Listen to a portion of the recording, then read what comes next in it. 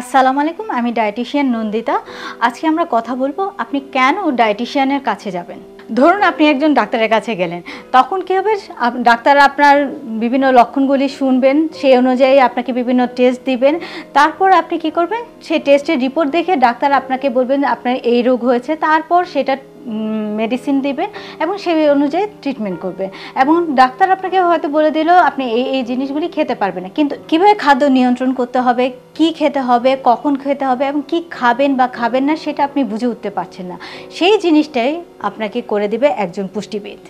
ধরুন আপনি কিডনি বা সিকেডির রোগী, সেক্ষেত্রে আপনাকে কি পরিমাণ প্রোটিন নিতে হবে এবং সেটা কিভাবে সম্ভব, সারা দিন ব্যাপী এটা অনেকের ক্ষেত্রে দেখা যায় 40 গ্রাম প্রোটিন নিতে হয়, অনেকের 30 গ্রাম প্রোটিন নিতে হয়, সেটা কিভাবে তাদের খাদ্যের মাধ্যমে নেওয়া সম্ভব সেটা নির্ধারণ করে দেয় একজন ডায়েটিশিয়ান।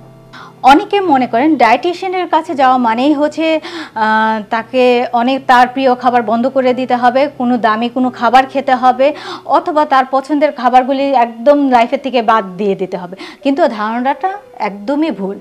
ডায়েটিশিয়ান আপনাকে আপনার লাইফস্টাইল অনুযায়ী, আপনার রোগ অনুযায়ী সঠিক পরিমাণে কী খাবার কোন সময়ে খাবে সেটা নির্ধারণ করে দিবেন, এবং সেটা আপনার ভয় পাওয়ার কোনোই কারণ নেই। আপনাদের স্বাস্থ্য বিষয়ে সচেতন করার জন্যই আমাদের এই আয়োজন। তাই প্রতিনিয়ত স্বাস্থ্য বিষয়ে বিভিন্ন টিপস পেতে আমাদের চ্যানেলটি সাবস্ক্রাইব করুন এবং বেশি বেশি লাইক ও শেয়ারের মাধ্যমে সবাইকে আমাদের সঙ্গে সংযুক্ত হবার সুযোগ করে দিন।